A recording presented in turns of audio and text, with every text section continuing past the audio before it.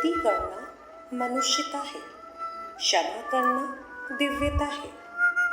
आप जितना क्षमा करना सीखेंगे उतना ही आप दिव्य होते जाएंगे। ईश्वर नित्य मुक्त है। माफ शब्द में माँ से मुक्ति शब्द बनता है।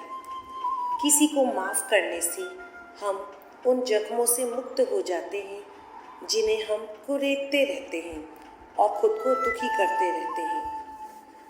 हमारे भीतर प्यार और नफरत के बीच संघर्ष चलता रहता है।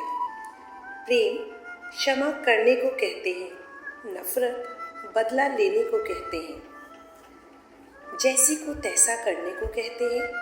अगर किसी ने मुझे चोट पहुंचाई है, धोखा दिया है, मेरे साथ विश्वासघात किया है या मेरे बारे में कोई अफवाह फैलाई है, तो प्रेम कहता है क्षमा कर दो।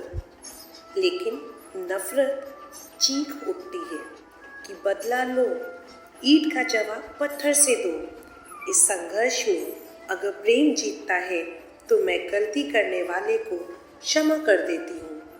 अगर नफरत की जीत होती है तो अपने साथ हुए दुर्व्यवहार को याद करके मेरा अंतर्मन हमेशा जलता रहेगा।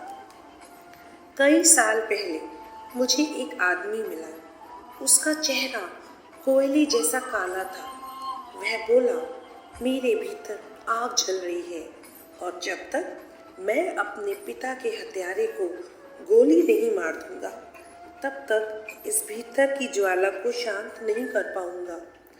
सच है, नफरत एक ऐसी आग है जो आपके अंदर जलती रहती है। ये आपकी सुख शांति को जलाकर राख कर देती है।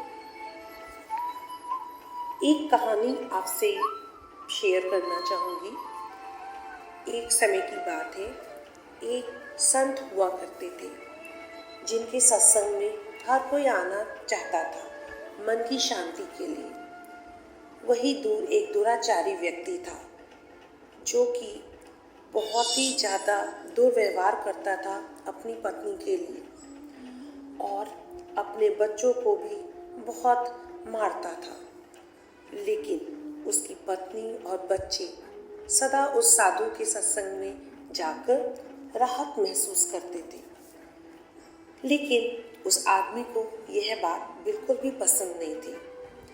एक दिन वह क्रोधित होकर उस साधु के पास गया और गुस्से में आकर उनसे बोला कि काश आप जानते कि मैं आपसे कितनी नफरत करता हूँ। साधु ने प्यार भरी दृष्टि उस पर डालकर बोला, काश कि तुम जानते कि मैं तुमसे कितना प्रेम करता हूँ। साधु के शब्दों में जाने क्या जादू था। वह आदमी साधु के चरणों पर गिर पड़ा और आंखों में आंसू भरकर क्षमा याचना करने लगा। तब से उसका जीवन ही बदल गया। उसने अपनी सारी बुरी आदतों को अपने से दूर कर दिया और हर शाम को अपनी पत्नी तथा बच्चों के साथ सत्संग में आने लगा।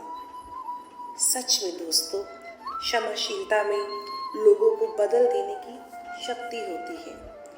अंत में बस इतना ही बोलूँगी, इस छोटी सी जिंदगी में हमारी आपकी छोटी सी मुलाकात में कभी भी कहीं भी हमारी वजह से आपकी चांद सी मुस्कान चली गई हो तो हमें क्षमा करें।